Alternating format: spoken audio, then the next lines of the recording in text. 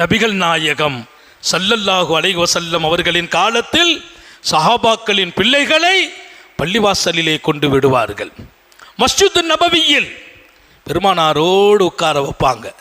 பெருமானாருக்கு பின்னால் தொலை சொல்லுவாங்க. பெருமானாருடைய சபையில் இருக்க செய்தாங்க.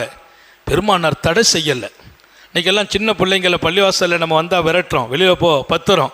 அது அல்ல, பெருமானார் அனுமதிச்சாங்க. ஏன் அனுமதிச்சாங்க?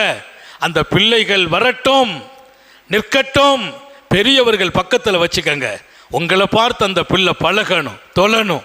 என் பிள்ளையை தொழுகையாளியாக நான் ஆக்குவதற்கு, மார்க்கமுடையவனாக ஆக்குவதற்கு, மார்க்கமுடையவர்கள் இருக்கும் இடத்தில், ஒழுக்க சீலர்கள் இருக்கும் இடத்தில் பிள்ளைகளை கொண்டு வாருங்கள் என்றார்கள். ஒரு கட்டத்தில் பிள்ளைங்களுடைய சலசலப்பு கூடும்போது தடுக்கிற காரியங்கள் வருகிறது. ஆனால் பக்குவத்தை கொடுத்தாங்க. பள்ளிவாசலிலே தொட்டில் கட்டி சிறுவர்களை படுக்க வைத்தாங்க. 3 மாதம் 4 மாதம் 5 மாதம் அந்த குழந்தையை அந்த தாய்மார்கள் மஸ்ஜிதுக்கு கொண்டு வந்து மாநபியின் பள்ளிவாசலில் தொட்டில் கட்டி அந்த பிள்ளையை படுக்க வைத்தார்கள். சுபுகு தொழுகையில் பெருமானார் தொலை வைப்பாங்க.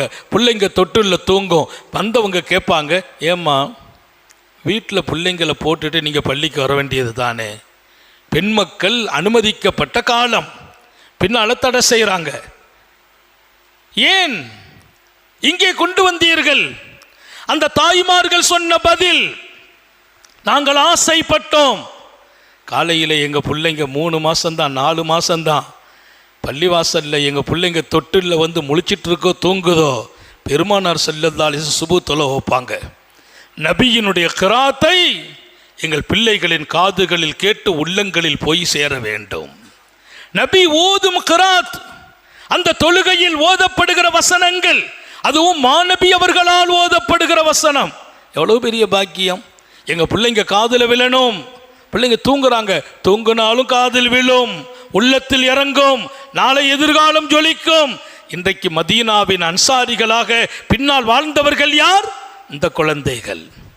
எந்த குழந்தைகள் தாயால் இப்படி வார்த்தெடுக்கப்பட்டதோ, இந்த சமூகத்தின் மிகச்சிறந்த மார்க்கத்தின் ஞானமுடையவர்களாக, இந்த மார்க்கத்திற்கு தோள் கொடுத்தவர்களாக அந்த பிள்ளைகள் உருவானார்.